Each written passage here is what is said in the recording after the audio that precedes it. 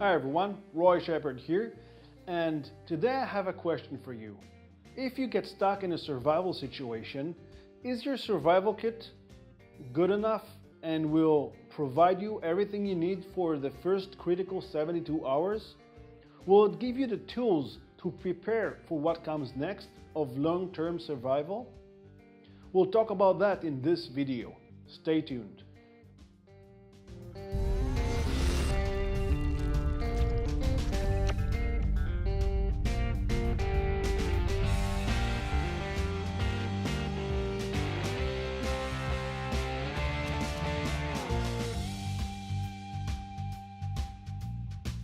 Our survival kit is our lifeline, our rainy day policy. It is what's going to sustain us if a catastrophe hits. The challenge is that we need to carry all the equipment that we need to survive on our back, and each item has a cost, a weight cost. We cannot carry unlimited weight on our backs without fatiguing. So each item has to be the most effective and most efficient for its role and its purpose. So here's the challenge. Pack everything we need under 22 pounds or 10 kilograms so we can carry it on our back for the long hikes that we'll have. We've tested tons of equipment, and this is the list of items we think are the best for your survival kit. A small disclaimer. We're going to talk about many different equipment from many different brands. I want to be very clear, we have no affiliation with any of the companies that manufacture these items. We've tested this equipment over the course of many months to make sure this is the perfect equipment for your survival kit. The first core item of the survival kit is your backpack. The backpack needs to be large enough to carry all the equipment that we need for the survival kit and be light and comfortable so it distributes all the weight over your back and waist so you can carry it for long distances. For this reason, I recommend the 511 Rush 72 backpack. This backpack is one of the best-selling backpacks in the market. It is so fantastic that it became standard issue for some of the US military forces for soldiers in deployment. So the first tool that you'll carry in your survival kit is your fixed blade knife. The fixed blade knife needs to be smooth. It needs to be a drop point so you can do all the activities of the outdoors, take care of everything you need. It needs to be relatively short, something about 5 to 6 inches long, and it needs to be very, very light. For this reason, I recommend the Cold Steel SRK or Survival Rescue Knife. It is such a fantastic knife that the SEALs team has adopted it for its BUDS training program. And now it's standard issue for all SEAL teams to carry. Next, we're gonna need a hatchet. Hatchet is very, very important for any activities in the outdoors. You're gonna be using it a lot to cut wood, to set up your fire, to set up your shelter, for many, many other activities. It needs to be light, it needs to be very, very sturdy, it needs to be very sharp, and to do its job, to help you cut wood, not get chipped too quickly.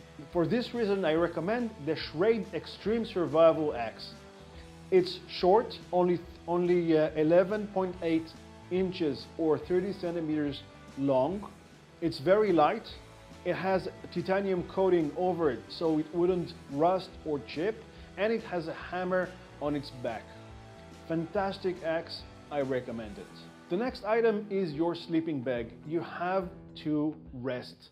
After a hard day's work, you have to get your 6 hours of sleep, and your rest is very, very important. Otherwise, the next day is going to be hell. And your best asset in any survival situation, any outdoors situation, is your ability to think straight, to get with solution, to be creative, and without sleep, this is going to be extremely, extremely difficult. This is why you need to carry a good 0 degree or 32 degrees Fahrenheit, 0 degrees Celsius sleeping bag, it needs to be a mummy bag, so it would cover your head at the top. If it's hot outside, you can keep it open. If it's cold, you can shut it up completely, or even wear something warm underneath. Next, you'll need some sort of insulation from the ground. This is why I recommend a lightweight air mattress. Air mattresses today are very, very sturdy, so they don't puncture so quickly, and they are really, really comfortable compared to the very lightweight that they are. You just inflate them and they give you a great, great night's sleep. In addition, you can place some vegetation, some leaves underneath to make a really excellent bedding, and this will give you fantastic night's sleep. Next, you need isolation from the elements, and this is why you need to carry a tarp. A 8-foot on 6.5 feet of tarp, or 2.5 on 2 meters tarp is fantastic size for a single person. If each person in your team carries one of those, you can combine them for a bigger and more secure shelter. And it's really easy, and it will save you a lot of time to gather materials to create your shelter. You can set it up in just under 10 minutes, stick it up in the ground with some paracord, and it becomes a fantastic shelter. You can set up a wedge tarp shelter in just under 10 minutes. In addition to the tarp, you'll need to carry 10 9-gram aluminum stakes. These stakes will save you tons of time for gathering, finding, and sharpening stakes for your tent, and you can just hit them with your hammer or the back of your hatchet and set up the shelter in no time. Really, really efficient and great to have. The last item for your shelter building is the paracord. At least 100 feet of paracord or 30 meters of paracord is great for your survival kit. You can use it obviously to set up your shelter, but you can also use it for many other things like setting traps, snares, even as dental floss. Inside of each paracord there are 7 very thin lines. You can use them for fishing. You can even use them as a dental floss. The next thing you need to take care of is your water, and for that you need to carry a filter. Filter will save you a lot of space and weight because you don't have to carry so much water in your back. Each person on a team needs to drink at least 3 to 4 liters or up to 1 gallon of water per day, and that is a lot of weight. This is why it's important to carry your water filter, and for that I recommend the Sawyer mini water filter. The Sawyer mini water filter is one of the best filters on the market. It can filter up to 100,000 gallons of water. That would be enough for multiple lifetimes. Give or take 280 years worth of drinking if you need to drink 1 gallon per day. So think about you can have one for this for your entire team basically. It filters about 99.999% from the water. So in most cases in the US, most water sources don't have viruses or toxins. So it's no problem. It will filter all the bacteria, all the dirt, muck, everything from the water. But if you have any doubts about the water source that you're drinking from, then you can filter them, and afterward you can boil the water to be 100% sure that the water are clean. So as mentioned before, we need to be able to boil water to purify it for cooking, for many other reasons. This is why you need a stainless steel bottle that will be at least 32 ounces of water capacity inside. This is why I recommend the Nalgene stainless steel 32 ounces bottle of water. It is sturdy, fantastic. It is really, really recommended. With that kit, I recommend getting a stainless steel cup for 300 milliliters that fits perfectly on the water bottle. The cup is fantastic for cooking. It's great also for eating from, and it fits right on the stainless steel water bottle, so it's great combination. Next, I recommend getting some sort of an aluminum plate. The plate needs to be sturdy, very, very light, and it is a fantastic addition for your cooking and eating utensils.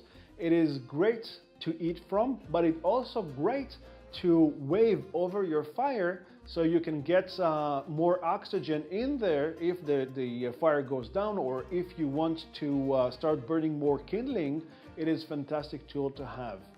With that said, some plastic utensils do a world of difference when eating in the outdoors. Having a spoon and knife, lightweight, sturdy, and tough utensils go a long way. It will just be great for the efficiency of eating. It will make everything much, much easier.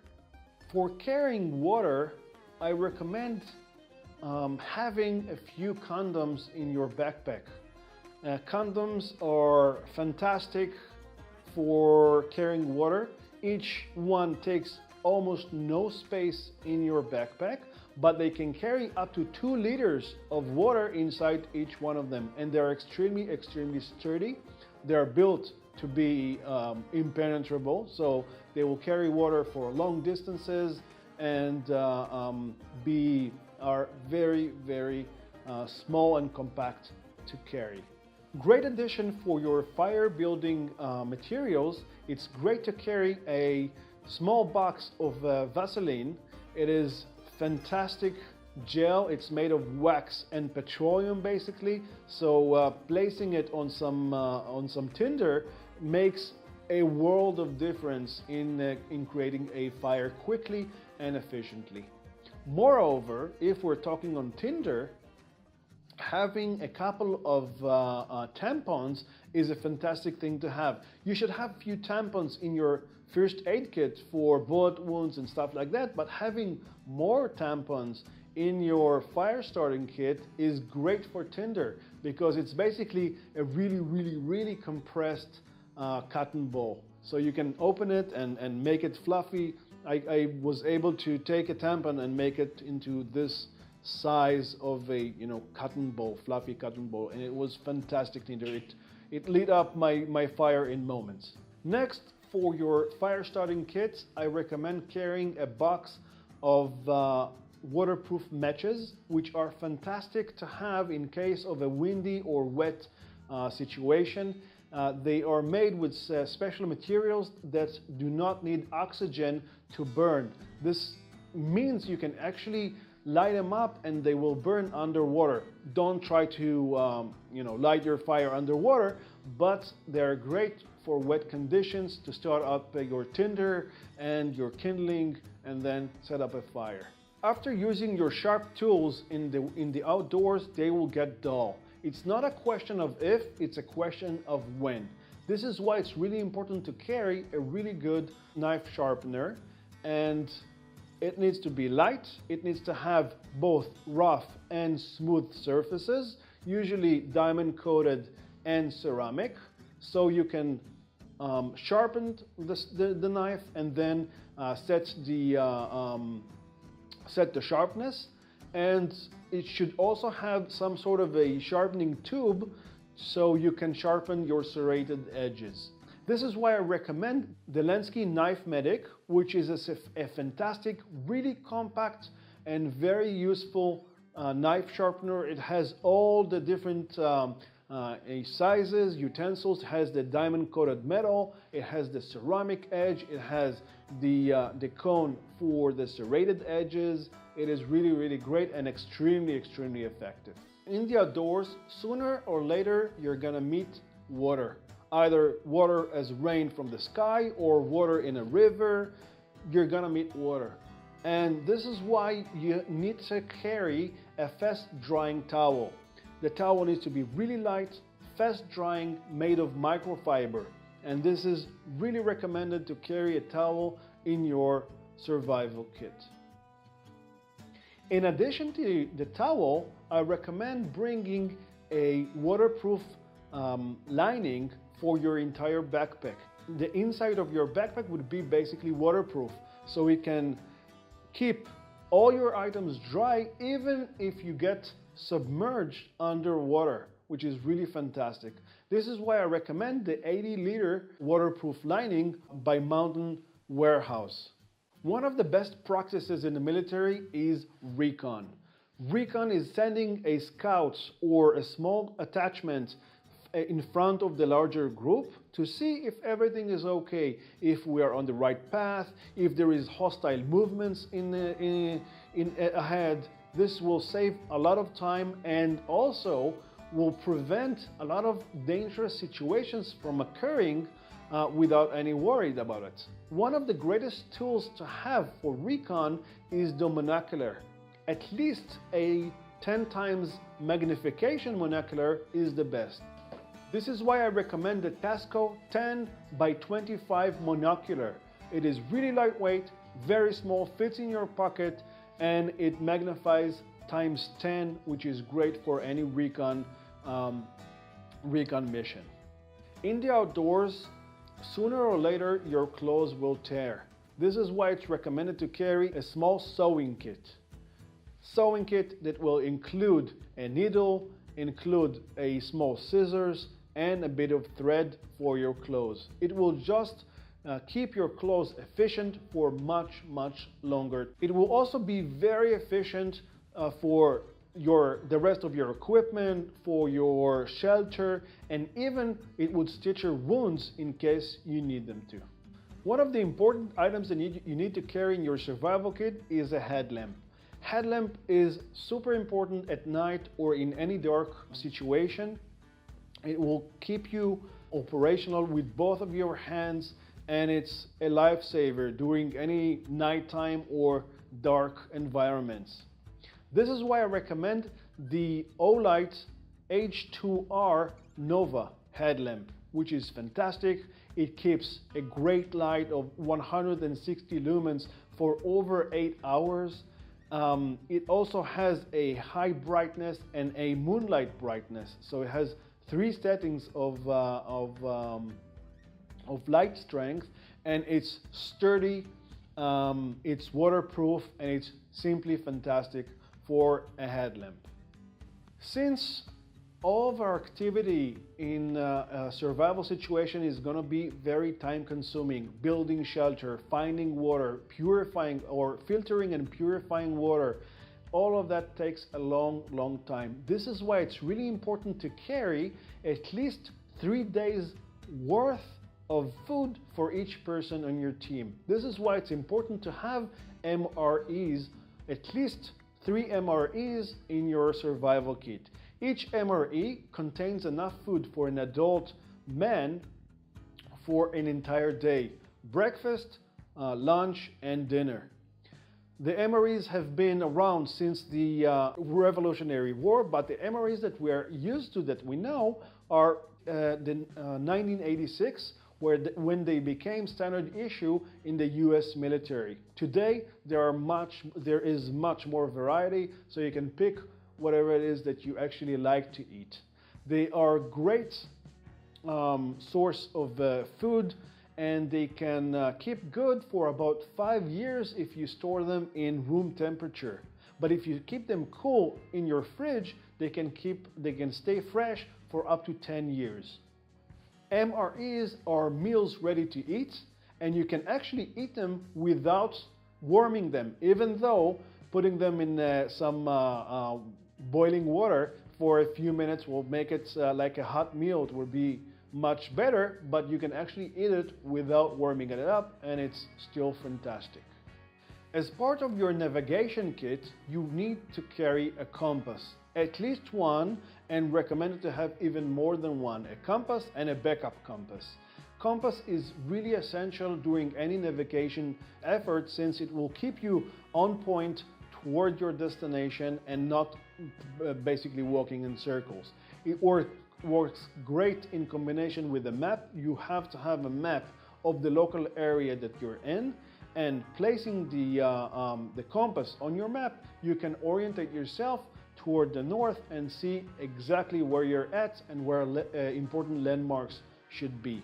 I recommend carrying a clear square compass, one that fits with the navigation map. In addition to your compass and map, I recommend carrying a watch. A wristwatch is a fantastic tool to know where the north is very, very simply, and it's also great to know what time it is and many other functions. For that reason, I recommend a watch that can sustain getting hit, sustain being underwater, and even under mud. This is why I recommend the G-Shock by Casio, which is a fantastic watch. They have a new line called Mudmaster, which is specifically designed for this type of scenario. I use the GG1000, which is the Mudmaster. So to sum up, the challenge is to carry everything that you need to make shelter, to build a fire, to find, carry, filter and purify your water, enough food for at least 3 days per person, and all that under 22 pounds or 10 kilograms. This is an extreme challenge, and I think this list covers everything that you need. Important to mention, you have to carry your core gear on yourself at all times, of course, and this also complements with your EDC gear that you need to add into your survival kit. In the end, you have to be the final judge. Is this equipment worth its weight for you during a survival situation? If you're missing any items from your survival kit, don't worry, we have you covered. We set up a new page in our shop, and you can go in there and see all the items that we spoke about in this video. Now, all of these items in our shop connect to our affiliate page on Amazon.com, and if you buy through that, it will help us greatly. So thanks in advance. We added a link to the shop in the description below. In the next post, we're going to talk about hobbies. Hobbies that will give you skills that will be invaluable in case of a catastrophe.